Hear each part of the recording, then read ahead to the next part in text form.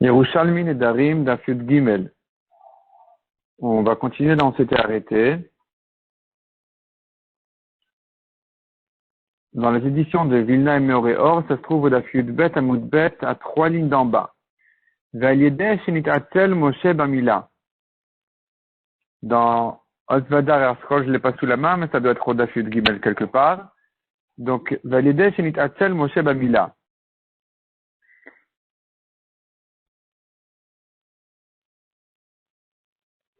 Bikesh Amalach Lehorgo. On a vu dans la Mishnah que la Mila, regarde combien la Mila est grande. Moshe qui a tardé la Mila de son fils un petit moment, déjà il a failli être puni de mort, malgré tous ses grands mérites. La Gemara reprend ce sujet-là et dit Moshe la Mila, puisque Moshe a tardé un peu la Mila, le malach voulait le tuer. C'est ce que dit le Pasuk. Hachem l'a rencontré et a demandé sa mort, a recherché à le tuer. Donc la Gemara comprend que ça fait allusion au malach. Amar Rabbi Yossi chas v'shalom lo nitatel Moshe la mila. Rabbi Yossi dit chas v'shalom que Moshe a paressé, a tardé pour rien la mila. Et là chez Adan be'atzmo ve'omer, il a raisonné avec lui-même en disant im limol ve'latet sakanaï. Faire la mila et prendre le chemin, prendre la route, c'est dangereux.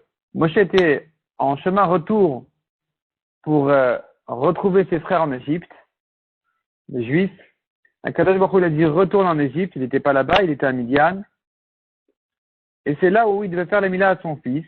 Et il s'est dit faire la mila et prendre la route est dangereux pour le bébé.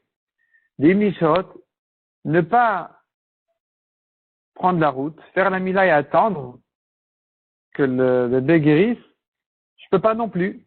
Akadosh Baruch Hu amar lo l'ershuv mitzrayim, Akadosh Baruch Hu m'a dit de revenir en Égypte. Donc faire la mila, c'est pas possible parce que si je fais la mila, j'attends, j'ai pas le droit, je vais revenir. Si je fais la mila, j'attends pas, c'est dangereux. Donc je peux rien faire, donc il a pas fait la mila. Et là, l'idée c'est mitzvah balinam, il a été quand même puni. Pourquoi? Parce que il s'est occupé de l'auberge avant Kodem Mila, avant de faire la mila. C'est-à-dire il était déjà proche d'Égypte et là-bas il a passé la nuit. Et donc il s'est organisé pour passer là-bas la nuit au lieu de faire immédiatement la mila. C'est là où il aurait dû la faire parce que il restait un peu de chemin pour l'Égypte, était déjà proche, donc il n'y avait pas de danger. Il aurait dû faire tout de suite la mila avant même de s'organiser à passer la nuit là-bas. Et c'est sur ça qu'il a été puni. Hada ou dirti, ce que dit le Pasuk, Vaï bader bamalon. Et Vaï bader, donc il était en chemin bamalon. Bamalon, donc il allait dormir. Il s'organisait pour passer la nuit, et c'est sur ça qu'il était puni. Rabban Shimon ben Gamliel, chas v'shalom abika shamalach larog le Moshe el aletinok.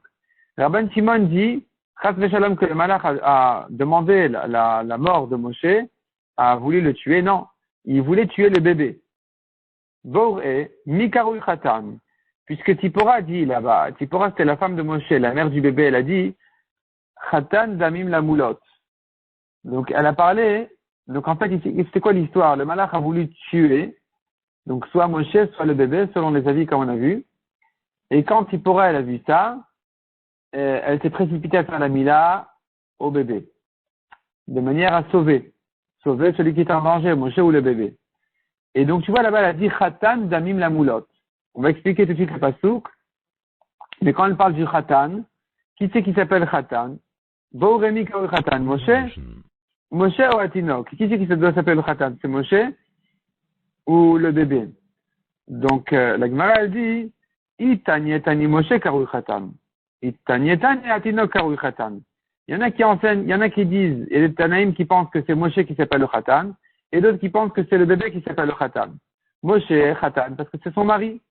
Et le bébé Khatan, parce que c'est lui le Baal HaSimcha, c'est lui le Baal HaMitzvah. C'est sur lui que la mitzvah était faite, donc c'est lui qu'on doit appeler Khatan. La Gemara explique le pasuk selon chacun de ces deux avis. Mandamar Moshe Karoui Khatan.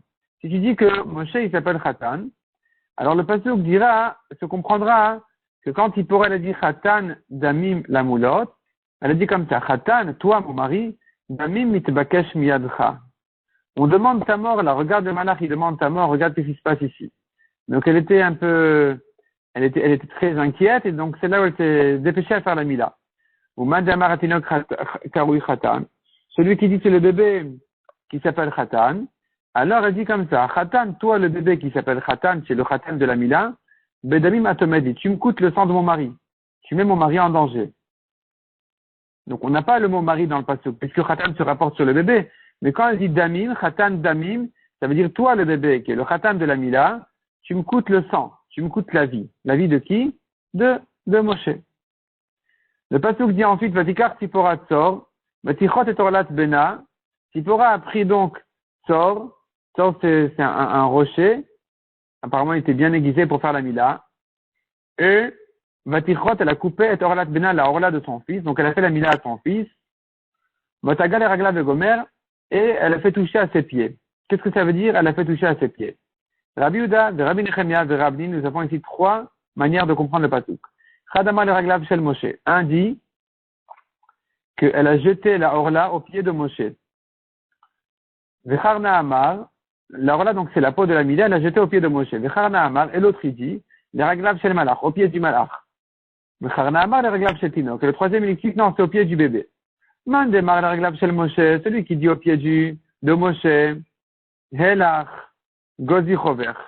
Elle jetait la orla au pied de Moshe pour dire, voici, j'ai remboursé ta dette. J'ai payé ta dette, donc tu avais la mitzvah de faire la mila, tu étais endetté par rapport à la mila de ton fils, et voilà, j'ai fait le travail à ta place, donc maintenant tu es tranquille, tu dois être sauvé de la mort. Donc c'était une manière de parler, donc elle a jeté la mila à ses pieds pour dire voilà, tu es tranquille maintenant. Mandemar, le Raglav Shel Malach, celui qui dit au pied du Malach, Helach Aval Shlichater. Ça y est, tu as fait ton travail, tu es venu pour menacer Moshe, la mila a été faite, donc tu as fait ta mission, tu peux t'en aller. Et c'est pour ça qu'elle lui a jeté la orla, une manière de dire, ça y est, c'est fini, on a fait le travail. Man démarre le Raglav Shel Tinok, celui qui dit au pied du bébé, Naga de Goufa Tinok. C'est-à-dire qu'elle s'est tellement affolée ou dépêchée à faire la mila, que dans la précipitation, elle a coupé aussi un peu elle a blessé en fait le pied du bébé. Elle s'est tellement dépêchée à faire la mila qu'en même temps, ça a coupé un peu et ça a blessé le pied du bébé. Et donc, c'est ce qu'on a dit, Vatagal et Raglav. Le pasteur dit, ça a touché ses pieds, ça a touché les pieds du bébé. Ve'irafimenu, ça veut dire, il a lâché. Le malach a lâché Moshe ou a lâché le bébé, a laissé tranquille et est parti. Azamra Khatan Damim la Moulot. À ce moment-là, elle a dit donc Khatan Damim la Moulot, comme on a expliqué. Donc ça se rapporte sur Moshe. Toi, Khatan, mon mari Moshe, Damim, tu allais me coûter ta vie finalement. La Moulot pour la Mila. Soit Khatan, c'est Khatan de la Mila, c'est le bébé. Elle lui dit Damim, tu as failli me coûter la vie de qui? De mon mari Moshe. Donc ici, c'est écrit la Moulot au pluriel. Les Milot. C'est quoi les Milot au pluriel? Mikan Mishte Milot. De là, on apprend qu'il y a deux Milot qu'il faut faire Minatora. Achat les Mila, Achat les Priya. Ce sont deux étapes, deux parties de la mitzvah de la Mila. Une qui s'appelle Mila, qui veut dire couper la peau, couper la orla. Et la deuxième qui est Priya, ça veut dire retourner il y a une petite peau plus fine qu'il faut retourner aussi pour découvrir complètement l'endroit de la Mila. Donc c'est une petite peau plus fine à l'intérieur qui, elle aussi, elle fait partie de la mitzvah de la Mila qu'on appelle ça Priya. Priya, ça veut dire dévoiler complètement. Achat les Mila, Vachat les Titin. Une, c'est la Mila elle-même. Vachat les Titin, c'est-à-dire il faut encore enlever les petites peaux de la orla qui n'ont pas été coupées complètement. Ça aussi, il faut les enlever. Donc Minatora. La Gemara reprend. On a vu dans la Mishnah que la Mila, elle est grande. Regarde combien grande est la Mila, qui repousse même la tsaraat. C'est-à-dire que si l'enfant il a de la tsaraat, une tache de lèpre à l'endroit de la Mila, alors que généralement il est interdit de couper la tsaraat, ici on fait la Mila, même si ça va couper la tsaraat. Et donc la Gemara elle apprend du pasuk, qui mol besar orlato, il lui fera la Mila, donc il va couper besar orlato, donc la peau de sa orla. Afalpi shesham baeret. La Torah dit il faut le faire de toute façon. Du mot besar, on va apprendre que même s'il y a là-bas baeret qui est de la tsaraat, il faut faire la Mila. Ma'ali mekaya mishamer benega tsarat. Mishmor mode de la sot de Gomer. La Gemara dit mais non, mais j'ai un pasteur qui dit attention, garde-toi, fais attention à garder donc la tache de la lèpre. Et donc c'est interdit de couper. Af bemila, j'entends de là que même pour la Mila c'est interdit. On ne fait pas la Mila quand ça va couper la tsarat. Et donc, mani mekayem imol besar orlato.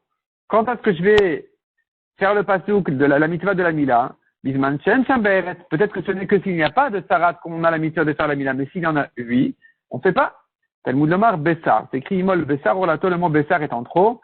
Besar, ça vient dire afalpi shesham beret. Même s'il y a là-bas la beret, la sarat, il faut faire la Mila. Al date de Rabbi Yonah de Amar. Selon Rabbi Yonah qui dit en général, mitzvah taseh dochat mitzvah lo taseh, qu'une mitzvah positive, elle repousse une mitzvah négative, afalpi shenak tuva betida, même si elles ne sont pas écrites l'une à côté de l'autre, micha ça va. Donc la mitzvah positive de faire la mila va repousser la mitzvah négative qui a interdit de couper la tzarat, même si la mitzvah de la mila est écrite dans Parashat Shmini et l'interdiction de la tzarat est écrite bien plus loin, eh bien il n'y a pas de quand même de, donc je pense en Parashat Kitessé, il n'y a pas de problème non plus de dire que la mitzvah positive de la mila repousse la mitzvah négative de la tzarat. Al date de Rabbi Yossi de Amar, mais selon Rabbi Yossi qui dit, une mitzvah positive ne repousse pas une mitzvah négative dans ce cas-là. Et la mkan est aktuva betida. C'est que si elles sont écrites l'une à côté de l'autre que je dis la mitzvah positive repousse la mitzvah négative. Donc qu'est-ce que tu diras ici? Comment est-ce que la mitzvah de la mila peut repousser la tzarat? Répond la Gemara. Nikevan dirtiv besar orlato. Puisqu'on a un mot en trop, imol besar orlato, on a dit le mot besar est en trop. Donc j'ai une rachat à faire. Kemishi aktuva betida. C'est comme si c'est écrit à côté, les deux mitzvot l'une à côté de l'autre, la positive à côté de la négative. Donc finalement, la mitzvah positive va repousser la mitzvah négative. Et donc c'est pour ça qu'on va faire la mila, même dans un cas de tzarat. Adran alach perek arba nedarim.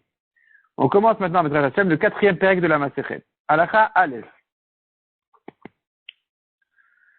En ben amudar ana mechavero le mudar mimenu ma'achal. Il y a de différences entre eux. Moudarana, celui qui n'a pas le droit de profiter de son ami en général, et celui qui n'a pas le droit uniquement de manger de lui, en éder. Et la drissat à régel, la différence entre ceux-ci, il peut traverser son champ. Celui qui n'a pas le droit de manger, il peut traverser le champ. Celui qui n'a pas le droit de profiter, il ne peut pas même traverser son champ. Deuxièmement, avec Elim Shen Otin Ben Ochel Nefesh. Il n'aura pas le droit de lui prêter des ustensiles, même qui ne servent pas à manger, si tout profit a été interdit. Mais si c'est que manger qu'il n'a pas le droit, alors il aura le droit de lui prêter des ustensiles ou des choses qui ne servent pas à préparer à manger. Hamudar hana atma achal mechavero, celui qui n'a pas le droit en éder de profiter de tout ce qui est à manger de son ami, loyash ilenu, il n'aura pas le droit de lui prêter, n'a pas ou kuvara, tami, passoire, zerichaim betanour, moulin et four. Avalmashi, l'homme, il a le droit de lui prêter, chalouk betalit, tunique et manteau, vêtements, nezami betabot et toutes sortes de bijoux et de bagues, d'anneaux.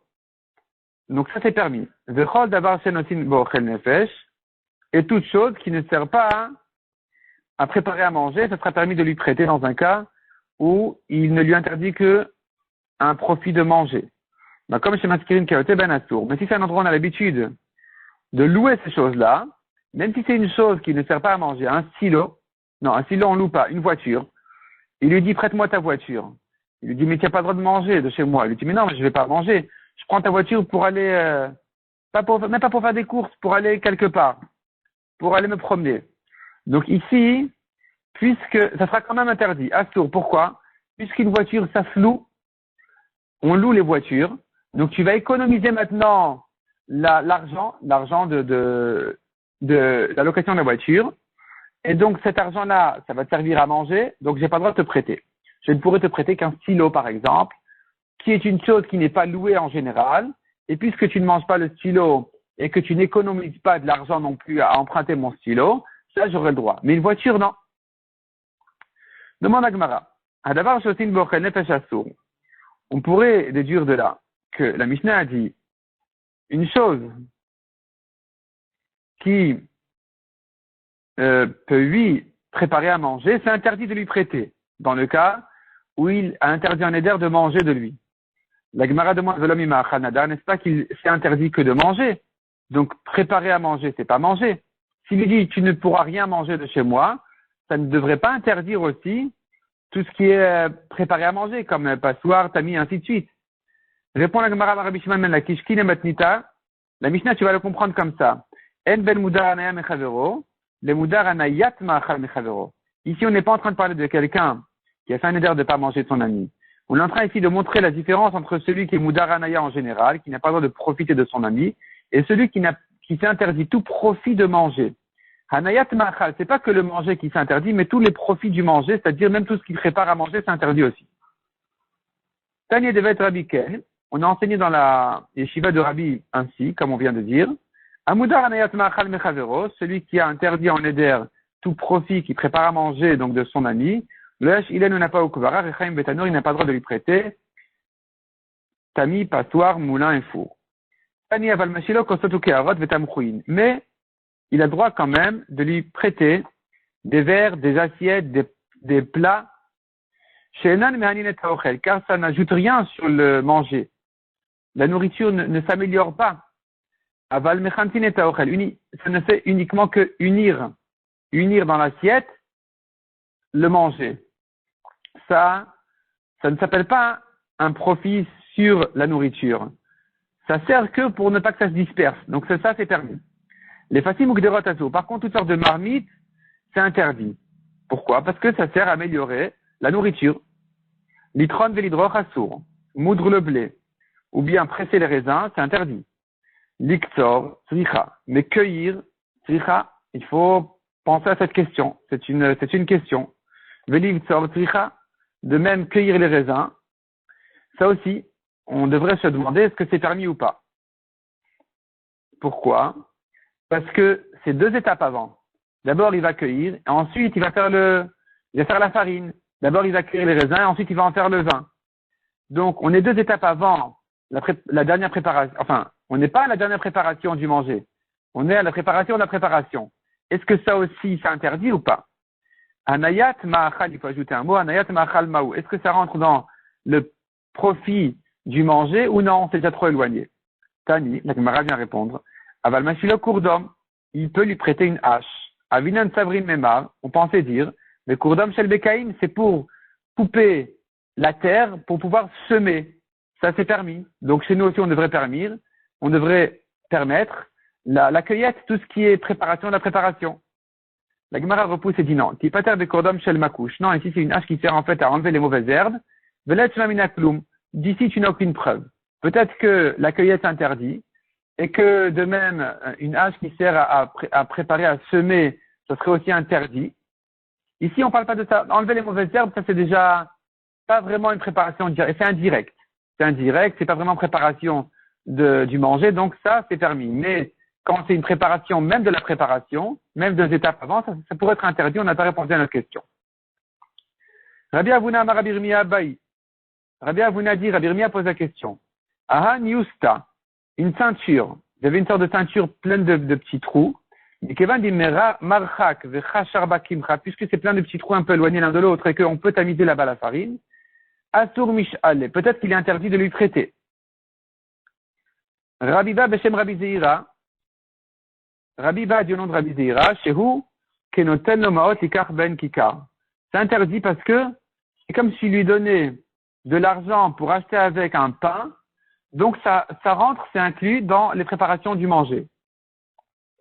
Rabbi Boun Bachri Abaï, Meata, d'après ça, il demande après ça, Asur la Shilomot, il serait interdit de lui prêter de l'argent, chez Ukenoten Lomot, Likar Bokikar, car peut-être c'est comme s'il lui donnait de l'argent pour pouvoir acheter avec du pain, donc peut-être que même prêter, ça serait interdit.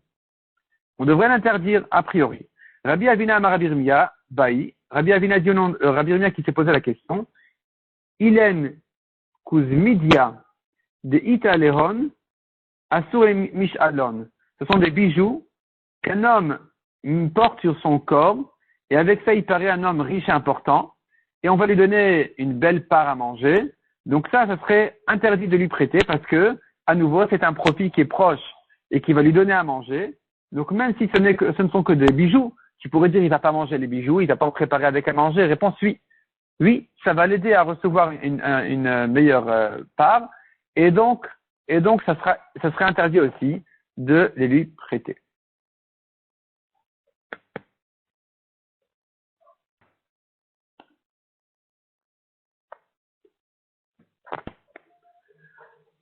Je me corrige ici, on a dit il y a 4 lignes, on a vu. Rabbi Ba Beshem Rabbi Zira, Shehu Kenoten Lo Maot Likar Ben Kikar. C'est comme s'il donnait de l'argent pour acheter avec un pain. Et donc, j'ai mal expliqué ça. C'est pas que ça se rapporte sur le cas de la ceinture, ça se rapporte sur la Mishnah. La Mishnah qui avait dit que des affaires qui se louent, on a donné l'exemple de la voiture, c'est interdit de lui prêter parce que il va économiser de l'argent, avec ça il pourra acheter du pain. C'est ça justement que la Gemara vient expliquer.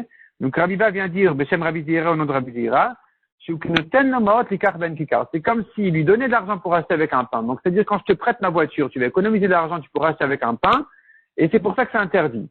Et là-dessus la Gemara a dit, donc la suite est comme on a expliqué, Rabbi Boun Bachia Ba'imeata Solashi le Maot, on devrait lui interdire de prêter de l'argent pour la même raison, c'est comme s'il lui donnait de l'argent pour s'acheter avec un pain, donc il profite un peu même à manger. Et Rabbi Avina Maradirimi Abaï, Ilen Kuzmidia, donc comme on a expliqué, les bijoux, des Italeon, qu'ils portent sur eux, Asur Michalon, c'est interdit de les prêter parce que il pourra en profiter à manger, comme on a dit, il paraît riche, et donc on va lui donner une grande part, une part importante, des aliments meilleurs, et donc, ça s'appelle qu'il a profité même un profit de manger, donc, ça sera interdit de les lui prêter.